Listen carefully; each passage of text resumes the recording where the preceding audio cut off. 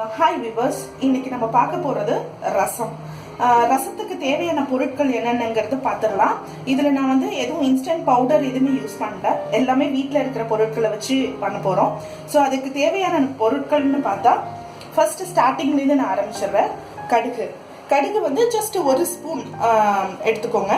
அதுக்கப்புறம் கருவேப்பிலை, கொத்தமல்லி, அதுக்கப்புறம் காஞ்ச மிளகாய். இது வந்து நான் காரத்துக்கு கொஞ்சம் நல்லா காரமாக இருக்கணுங்கிறதுக்காக நான் ஒரு 5 மிளகாய் எடுத்திருக்கேன்.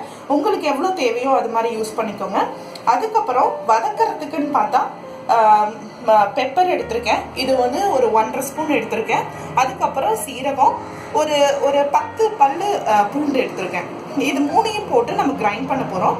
தென் தக்காளி, இது வந்து ஒரு தக்காளி, நாட்டு தக்காளி எடுத்திருக்கேன். அதுக்கப்புறம் ஒரு எலுமிச்சை பழ அளவுக்கு வந்து புளி எடுத்து அதை கரைச்சி வச்சுருக்கேன். தென் ஒரு ஸ்பூன் எண்ணெய் யூஸ் பண்ண போகிறேன். உப்பு, மஞ்சத்தூள். இதுதான் நம்ம ரசம் வைக்கிறதுக்கு தேவையான பொருட்கள். இப்போ நான் சொன்ன மாதிரி கிரைண்ட் பண்ணுறதுக்கு வந்து மிளகு எடுத்திருக்கேன். அதுக்கப்புறம் சீரகம், தென் பூண்டு. ஸோ இதை 3யும் போட்டு இப்போ நம்ம வந்து ரொம்ப கிரைண்ட் பண்ண தேவையில்லை, ஜஸ்ட் ஒரு 2 சுத்து கிரைண்ட் பண்ணி எடுக்க போகிறேன். நான் வந்து ரசம் வைக்க போகிறேன். இதுக்கு வந்து நான் ரொம்ப ஆயில் யூஸ் பண்ண போகிறது கிடையாது. ஏன்னா ரசத்துக்கு நீங்கள் ரொம்ப ஆயில் யூஸ் பண்ணீங்கன்னா ஒரு மாதிரி வளவலன்னு இருக்கும் சாப்பிடும் போது. ஸோ கொஞ்சமாக ஒரு ஸ்பூன் இல்லாட்டியும் ஒரு 2 ஸ்பூன் மட்டும் யூஸ் பண்ணிக்கோங்க. அப்போதான் டேஸ்டாகவும் இருக்கும், ஆஸ் வெல் அஸ் நீங்கள் சாப்பிடும் போது ரொம்ப ஆயிலாக இருக்காது. ஸோ தென் இப்போ எண்ணெய் காஞ்சிருச்சு. அதுக்கப்புறம் கடுகு,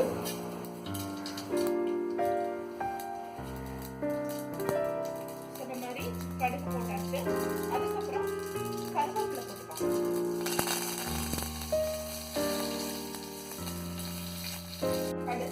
கடுகும் கருவேப்பிலையும் போட்டுட்டேன். தென் இந்த காஞ்ச மிளகாய் போட்டுட்டேன். ஜஸ்ட் ஒரு 2 வதக்குறேன். ரொம்ப கருகி போயிடக்கூடாது மிளகாய்.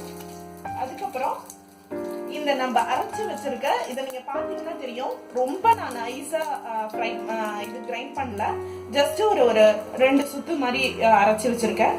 இந்த மசாலாவை எடுத்து போட்டு வதக்கிப்போம்.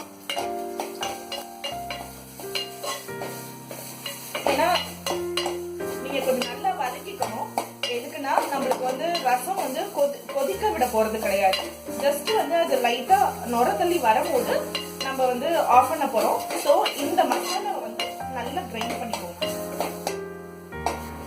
ஒரு ஹாஃப் ஸ்பூன் வந்து ஒரு சின்ன ஸ்பூன் அளவுக்கு மஞ்சள், ரொம்ப மஞ்சள் தூள் யூஸ் பண்ணக்கூடாது, ஜஸ்ட் ஒரு இதுக்காக யூஸ் பண்றோம். தென் இப்போ வதங்கி வந்ததுமே தக்காளியை போட்டுருங்க. தக்காளியை போட்டதும் இந்த சால்ட்டையும் போட்டுட்டு வதக்குனீங்கன்னா தக்காளி நல்லா ஃப்ரை ஆகும்.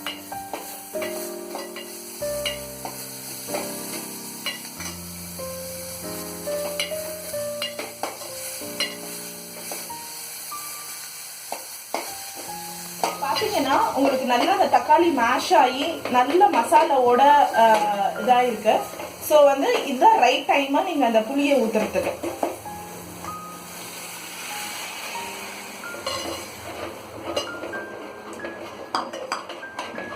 ஸோ இப்போ உங்களுக்கு ரொம்ப திக்கா இருக்கு, ஏன்னா புளி வந்து நான் கம்மியாக கரைச்சி ஊற்றிருக்கேன். உங்களுக்கு எவ்வளோ தேவையோ அதுக்கு தகுந்த மாதிரி நீங்க தண்ணி ஊற்றிக்கோங்க.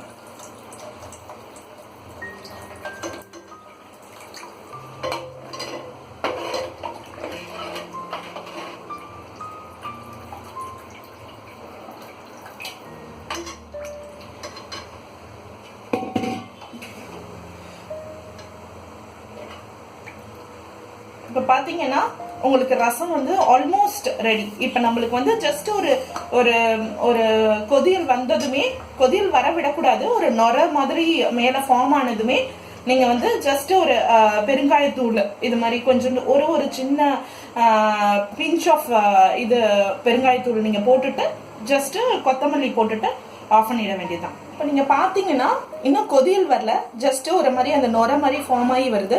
ஸோ இதுதான் ரைட் டைம் நீங்க வந்து ரசத்தை ஆஃப் பண்றதுக்கு. ஸோ இப்போ வந்து ஜஸ்ட் ஒரு பிஞ்ச் ஆஃப் இது பெருங்காயத்தூள் போட்டுக்கோங்க. தென் கொத்தமல்லி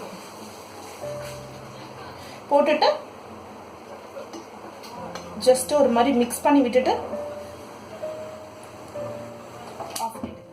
ஸோ ரசம் ரெடி.